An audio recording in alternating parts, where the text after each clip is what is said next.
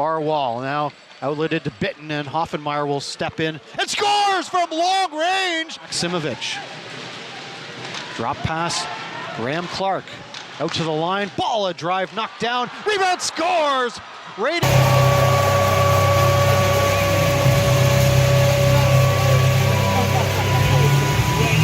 Samorukov, return feed to Dursey. They exchange positions. Back to Samorukov. Quick shot, scores! There by Sam Bitten. Loose puck gathered in by Radcliffe, scores! Over to Samorukov with that big shot. Sends across. Suzuki, right in front. Radcliffe, the deflection. Back out, here's Lalonde, a shot. Knocked down by Andre. Loose puck. Camiso trying to jam it home. Ralph scores! Cedric Ralph, 4-2. Radcliffe out for Suzuki, scores! Nick Suzuki makes it 5-2 on a feed from Radcliffe. Lead out there, let's go! Team the Guelph Storm with their 4th ever OHL championship. We had a really special group of person. We lose a lot of good guys, and they will be really missed, and they will never be forget in Ottawa. It's tough. I mean, you know, we're such a close group, and we had such a great season. For it to just come short, it's tough. But you know, you got to look back on this season and be proud of it. I'm very proud of the group we have, what we accomplished throughout the year. It's a very resilient, unselfish group, and you know, we're brothers for life. Big Mac. This is so cool. Hey, what's going on? Can we get on there? What are we doing?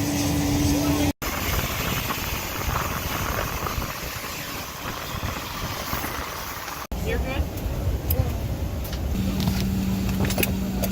No. You said bring it. His hair's going the other way now. What happened?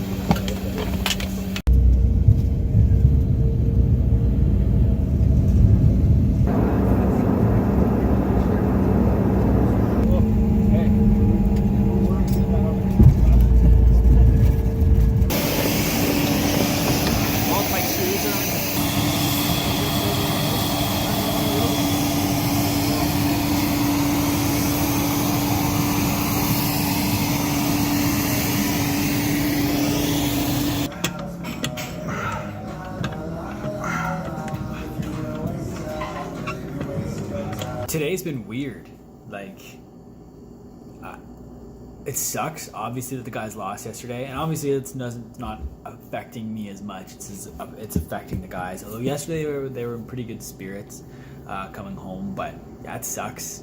I mean, like, you don't expect them to win it all, but like, you have hopes, and they were good enough to have won it all, and we were close. So yeah, it does suck. I woke up this morning and I was just like, I don't really know like what to do. Like, there's no more games or anything. And it's weird, and like, this year's different than last year. Like, last year it's not that I wasn't a part of it, like I covered the team for playoffs and stuff, but this year was different. Like, I was a part of it. I felt a part of the team. I was traveling with them everywhere. The guys knew me this year and they didn't know me last year. And yeah, you're hoping they would win it all. Obviously it sucks, but I mean, life goes on. I'm not like devastated or anything. I had a pretty productive day today though. I got the recap and stuff posted. Like, I didn't do that last night, and I knew, and I kind of, as I was waking up to do, my boss was like, hey, we probably the recap, and I was like, yeah, you're right. And then I edited all the post-game comments we recorded yesterday, which you probably would have seen here if I decided to put them in. I went to the gym, which was good. I also did my entire content plan for the off-season, which is actually huge. I kind of laid out the major hockey things going on over the course of the summer, and then extra content pieces we can do to fill in any dead time. But the summer is actually pretty busy, like with the 67's and the 3 OSEG teams, probably the easiest off-season to plan for because there's so much going on, which is nice for me. It makes my life a little bit easier. Yeah, so I went to the gym, and then I just edited that graphic that you would just see if I put in the screen recording like I intend to. But yeah, life goes on. It sucks, obviously, but what a run. I'm never going to forget it. Memories that are going to last a lifetime. It was a lot of fun. But yeah, that's just kind of where I'm at today. I just finished editing the Darren Pang podcast episode. I'll have to schedule it all tomorrow, but I got the entire podcast done. I recorded the intro, add that to the podcast, exported the full video, the full audio, cut all the social content, cut all the YouTube clips. And it's good, but I didn't vlog any of it. And I do know that I need to step up my game when it comes to the vlog a little bit. And I want to keep it going. Like, I'm not going to stop now that the 67s are in the playoffs, because I think I started it when playoffs first started. But now that the playoffs are over, doesn't mean I'm going to stop. I want to keep the vlog going. I want it to be a weekly thing still. I would like to make them a little bit more cinematic, do a little bit more B-roll and stuff like that. I think I've talked about that in a previous vlog, but they're fine. But I think they're a little long, and I really need to spend more time in editing them and just putting a little bit more effort into the vlog, because right now it's literally just take all the clips I have, slap them on a timeline, and export it as a video. And they get pretty long. Like, some of them are like 35 minutes long, which is like, it's not the end of the world, but it's pretty long. So I kind of want to maybe trim the fat a little bit in the vlogs, make them a little bit more cinematic, kind of do some B-roll. I've been debating in my head getting like a Sony RX100 or something like that. It's a little point and shoot camera. Takes decent photos, nothing special. It's literally probably like the size, smaller than my phone maybe, but it can do full 1080p video. It can do 120 frames per second. I think it's 720. So it's a solid little camera. So I was thinking of potentially picking up one of those to kind of try and up the production quality on the vlogs a little bit. And then I'd always have a camera that can take a decent photo on me all the time, so that I try and maybe take like a brand new photo for Instagram every single day and kind of push myself creatively that way. So I'm kind of debating all these different ideas on ways to kind of up the production quality of the vlogs, use the camera as another creative outlet. And like just yesterday I was on Instagram, and Caleb Ralston, one of Gary V's videographers, I've had him on the podcast, someone we met when we were in New York. He put up a little video, just like a little B-roll sequence, and I'm pretty sure he shot it from like his apartment window, like he didn't leave his apartment. And it's just, I'll like put like right here, it's just this like fun, simple video. And it's like, I want to include sequences like this in these vlogs, and like I can try and do it with my phone. I'll see what I can do. I don't know if my phone, it can kind of do slow-mo, it's a little bit limiting, but I'm gonna try and do something with my phone, hopefully, and maybe this weekend when I have a little more time. But just stuff like this is just really cool, and I want to do more of that in these vlogs. I'm hoping if I get a good camera, not a good camera, I'm hoping I think my mindset will be different when I use a camera as opposed to using my phone. And like, we have the camera, we have the Canon T6S, but it's a little bit big. Where if I get the little point and shoot, it's easy, it's discreet, I can bring it everywhere. Whereas a camera, I have to have the bag with me and all this stuff, whereas with the little point and shoot, I don't. So this is just, I'm starting to ramble a little bit, and I know that now, but it's just an idea I've had, is I want to up the production quality on these vlogs. And something I'm going to start doing more of is watching other daily vloggers, even though I'm not daily myself, but just kind of see how they go about shooting their day and what their like B-roll and how their content kind of comes together. There's two things that happened today that I want to talk to you about. So the first one, it's actually pretty symbolic, pretty funny. I'm wearing this sweater today because I was actually offered the digital coordinator position for the Red Blacks. So I'd be running the social channels, Instagram, Facebook, Twitter. I'd be running the website, doing the email marketing, everything that I'm doing right now for the Ottawa 67's, I would be doing for the Ottawa Red Blacks. And so it's a big move. It's a big step for my career. I think it's a good thing. I haven't officially accepted it yet. I have till tomorrow to make up my mind. I'm leaning pretty heavily towards taking it. Like I said, it's a bigger role, more responsibility. The Red Blacks are a bigger brand, a national audience, more eyeballs. For example, we have 30,000 Twitter followers with the 67's, and the Red Blacks have, I think, 120,000. So much bigger scale. Like I said, national TV. The only two downsides with this, the big one for me being I'd have to let go of the 67's. Obviously, like, I'd still be around, I could still help out, but I wouldn't be the primary guy anymore, which would be weird because it's been me for definitely all of this season and kind of all of last season as well. And especially this year in the playoff run, I've really gotten to know the guys well, the team well, the whole staff. And I feel like I'm genuinely a part of that team now. So it'd be weird to let it go and go to a new team. But at the end of the day, I do think that the Red Blacks move would be best for my career. And I would still know everybody. I could still talk. I'd talk to them. I'd still help out. It'd just be weird not being the guy anymore. But I do think that the Red Blacks presents a really good and unique opportunity for me, and I'd be kind of silly to turn that down. So I'm really leaning towards accepting the Red Blacks position. The only other downside would be that I wouldn't get an off season. I've just ran myself into the ground since August, 3 games a week, then on the road the last 2 months, traveling, home, back, home, on the road, home, on the road. I'm pretty tired, and I'd be jumping right into a brand new season and a whole new team. So it'd be a lot more work, a little bit more than I was expecting with an off season, but I think that it would be a really, like I said, a good opportunity for me to accept the Red Blacks job. So I think I'm going to do that.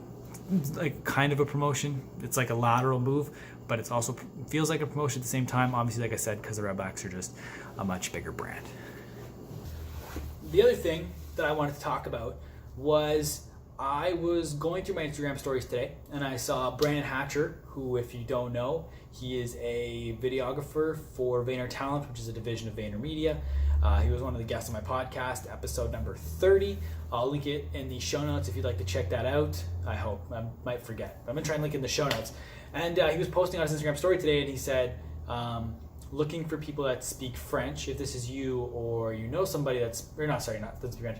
Looking for someone that speaks multiple languages. If this is you, let me know. And so I swiped up on his story, like, hey man, I can speak French. Let me know if I can help in any way. And he gets back to me saying he's shooting the campaign for Gary's new shoes, Positivity and Optimism.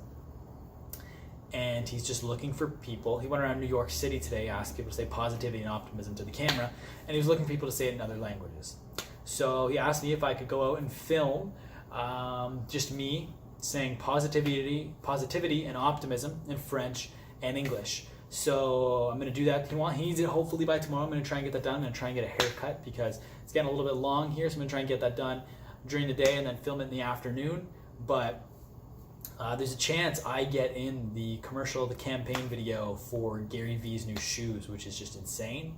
So I'm pretty excited. Positivity and optimism are pretty much the same words in French. I'm going to try and work on my accent over the next 2 days here, or next day, I guess, and try and figure out where exactly I'm going to film the video. Because he wants a city behind me, and I mean, Ottawa's dope, but it doesn't necessarily have the greatest skyline. And maybe I might do something at the Centennial Flame at Parliament, or I might do it right by work. There's a bridge over the canal with like a nice shot of the canal as a backdrop, so I might do that as well. But either way, no guarantee I get in the video, but I'm going to help out my man Brandon Hatcher if I can. I might get myself into a Gary V commercial for his new shoes, which is pretty dope. So I'll keep you posted on that. I'll keep you posted on the Red Blacks job. Like I said, I think I'm leaning towards yes for the Red Blacks job. And if anything happens with this shoot I do tomorrow for Gary's shoes, I will definitely let you know. I'll even try and get the video, put it in this vlog as well. But yeah, those are the two big things that happened today, and I just kind of wanted to update you guys.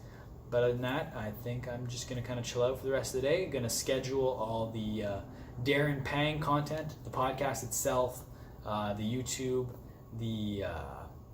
all the YouTube clips, all the social clips are already uploaded.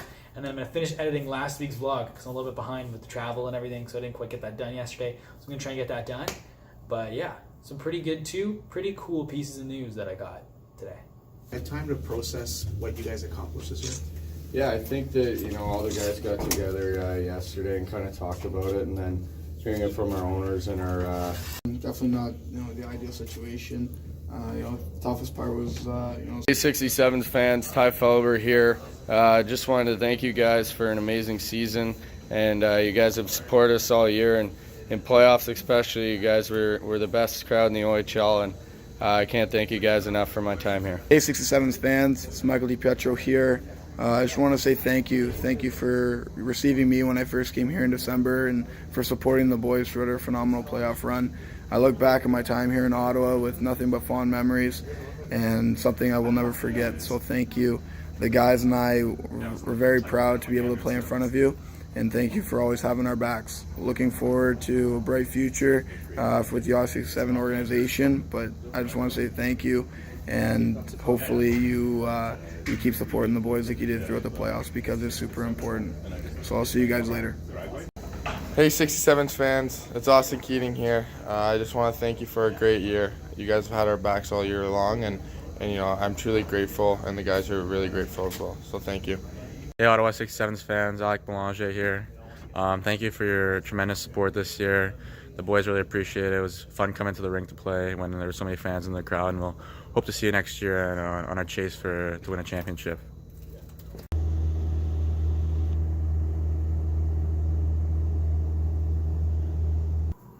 of course, as soon as I'm about to record the takeaways episode, there's a siren outside. I don't know if you guys can hear it or not. I think it's gone. I think we're good. All right. Takeaways dash Jonathan Bell. Well, this has to go out. Oh no, next week. We're good. I thought I had to go out tomorrow. It's all good. Fuck, that was gross. Okay. What's going on, everybody? Welcome back to My Social Life. This is the podcast where you can hear the real stories behind the people on social media. And today is a takeaways episode. He packed up his life in Texas and he moved across the country to Seattle and to chase his dreams. And before he even got to Seattle, the van he was driving broke down and he had to live out of his van for over a month. I don't know about you, but just speaking of people that, like, back to the other one where I said I don't know many people that would go to a college campus and just sit down and listen to people vent. I don't know how many people would try to pack up their life and move across the country in a van to chase their dreams. I don't know how many people would be able to withstand that type of adversity. To live in a van in a parking garage with no friends, no one around you for over a month, it's a hard thing to do. And I've seen a photo of Jonathan in the van. It's not like he was van lifing it and everything was all organized. Like, the van was pretty messy. It was tough. Like, it wasn't like luxury accommodation by any stretch. And it's just crazy to think that he didn't pack it up, call it quits that because of that. He kept pushing through it. Like, that's a really, really big, like, I trying to imagine what I would do in that scenario, and I'm not 100% sure. I don't want anybody to settle. I feel like if you, like, life is too short for you to settle into something that you're like, yeah, I'm comfortable, like, this is kind of cool. You need to find that thing that you're willing, like I said, to live out of a van, a messy van in a parking garage in a strange city where you don't know anybody for over a month, working a dishwashing job, just to have the chance to go after what your dream is. And I feel like a lot of people don't have that. A lot of people don't have that thing where they're willing to sacrifice so much to try and achieve. So I asked him, do you regret, or do you ever look back and like, man, what if I just stayed in Texas? Like, that was 3 years ago. I'd be up $300,000 right now. Like, do you ever regret it? And he said, not even for a second.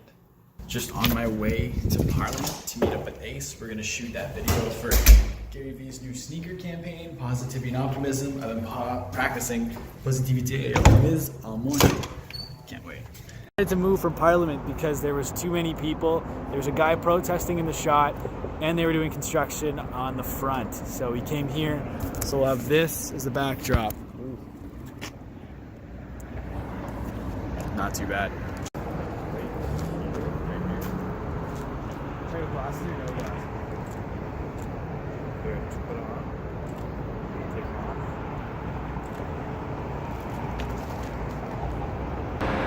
Positivity and optimism.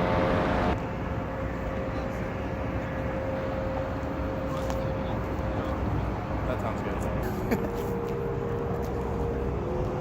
Positivité et optimisme. Let's just get into my conversation with Darren Pang. The first thing that I wanted to, there's one big thing that I want to talk about in my conversation with Darren. And it was the thing we talked about near the end of the episode. It was the most social media specific topic of the entire interview. I know, and I prefaced the episode by saying it wasn't your typical episode of My Social Life.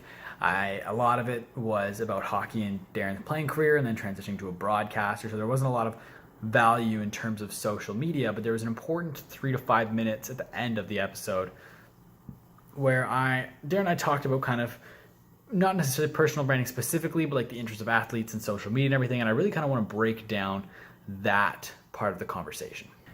I really think guys need to kind of go all in on their not their personal brand, but their interests, and really round out their brand. Because a guy like Connor McDavid, he's known for being a hockey player. And a really good one at that. Like, don't get me wrong, he's got a successful brand based off just that, and he'll make millions and millions of dollars. So maybe in this specific example, it's not necessarily particular to a guy like Connor McDavid, who's going to be set for life because of hockey. But it's to that guy who's a good player, but he's going to have an average career in the show, and then after that, he might disappear, and you never really hear from him again.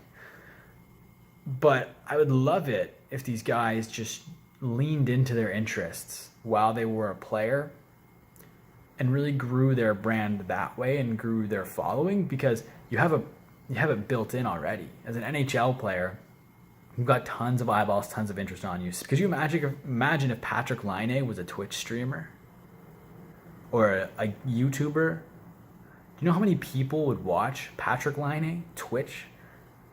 Like on Twitch, how many people would watch his YouTube videos of him gaming, playing Fortnite? That would be insane.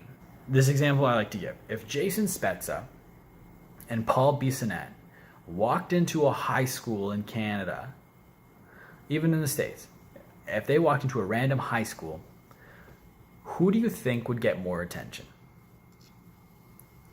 The answer is pretty obvious, it's Paul Bissonnette. But now, before we get into why Paul Bissonnette would be the most, like the guy that people would gravitate towards, let's look at these guys' career numbers first. If some way, somehow, Biz, you're listening, I promise this isn't a chirp. This is a really solid example for me to get my point across here. So, Jason Spezza has played over 1,000 games in the NHL. He scored over 900 points. He was a second overall pick in the draft, and he's currently playing for the Dallas Stars. He's going into free agencies or whatever, depending on when we listen to this. But this season, he played for the Dallas Stars. Paul Bissonnette has 200 games in the NHL. 202, to be correct. He has 22 points in his career. He was a 4th round pick, and he no longer plays in the NHL. So why then is Paul Bissonnette a bigger deal if you were to walk into a high school or even a college campus? Why is he a bigger deal than Jason Spezza? It doesn't make sense. Spezza has had a longer career. He's put up a lot more points. He's been a highly touted player since he was in junior. So this doesn't make sense from an outsider's perspective. Why would Jason Spezza not be the hotter commodity in like this scenario than Biz Nasty? And that's because Paul Bissonnette is a co-host on the Spit and Chicklets podcast, which is the biggest hockey podcast in the world, that he co-hosts with Ryan Whitney, another former NHL player, RA, a reporter, and Mike Grinelli is the producer of that show. And the reason, like I said, he hosts that podcast. People listen to that podcast. People love that podcast. And they get to know the guys on a completely different level than they do when they're just an athlete. They see them on the ice. And Biz has been good about that throughout his entire career. Like, he's done different commercials and stuff. And I remember his ALS Ice Bucket Challenge. He flew to the top of a mountain and then had the ice water dumped on him from a helicopter. So Biz has always been kind of good. He's always been good at being in the public eye and using his position as a hockey player to his advantage and growing his brand that way. He was a 4th line grinder in the NHL, which is not a knock. Like, just, you have to be extremely talented to get to that level. But he wasn't on the level with your Sidney Crosbys, your Connor McDavids, your Johnny Gaudreaus. He was a 4th line grinder. He went out there, he fought, he got a couple points here and there, but he has a huge brand now. And it's all because he has done work off the ice, building his brand, especially now with the Spit and Chicklets podcast. I think that's a huge opportunity for athletes right now, is to really lean into whatever your brand is, whatever you enjoy, and produce content around it. I need to work on being a better vlogger. There's some things today that I just should have been documenting that I didn't. Like, for example, Hayden and I went for lunch today, and I didn't really document any of it. He's not even in the vlog at all, as you'll not have seen. We had some good chats today over lunch, and I wished I would have put my phone down and kind of recorded a little bit of our conversations. Obviously not all of it, but just bits and pieces here that I can sprinkle in the vlog. Yeah, I wish I'd done that, but whatever. Lessons learned. I'm going to try and start doing that with more of my meetings and stuff with people going forward. And other than that, today I just edited the entire Fahad Al-Hattab episode here. It's exporting right now. And I've got all the YouTube clips cut. Just got to cut a couple more social clips and then schedule it all. And that episode's already done. And I did everything I've done with it so far at about 2 hours. So I'm pretty stoked with the amount of work I can get done in the 2 hour time frame when it comes to the podcast. Because producing all of this content used to take me 10 to 15 hours. And now I can do it in like 2, which is awesome. But all of this to say, I need to be better at documenting my day, not being on the road. I kind of haven't really been doing that. So that's a goal. Hopefully I'll do a better job of it tomorrow. And yeah, I'm not sure if there'll be anything else I'll include in the vlog for today, for Friday. This might be it. But yeah, takeaway from today is I need to be better at documenting for the vlog. Happy Saturday, everybody. Haven't vlogged at all yet today. It's 4 o'clock in the afternoon right now. So far today, we cleaned up the apartment, did some groceries. I finished scheduling all the Fahad Al-Hatab stuff. So nothing too exciting to show you guys. I also actually just probably in the last like 20 minutes here downloaded an old like disposable camera app on my phone, and I'm just really liking the vibe of those photos right now. So I'm probably gonna mess around with that today because I'm really kind of getting into the vibe like old style photos. I don't know, that sounds kind of dumb, but yeah, I'm gonna mess around with this app today. We're going to Tulip Fest now. We're going with Remy, and then after that, later this evening, we're gonna have a game night. So Rem's gonna stick around, and then Tyler and Aaron are gonna come by, and then maybe Bianca as well. So we're actually having people over for not the first time. We just don't do it very often. So having people over tonight. So pretty excited for that. And yeah, I'm gonna head downstairs, meet Rem now, and then head to the Tulip Fest. Also, I've started vlogging again. Are you vlogging me trying to figure out where to park? Yeah. It's not going well. Hello, friends of Jacob Kelly. I'm very nervous right now. Knees weak, arms are heavy. I ain't parking.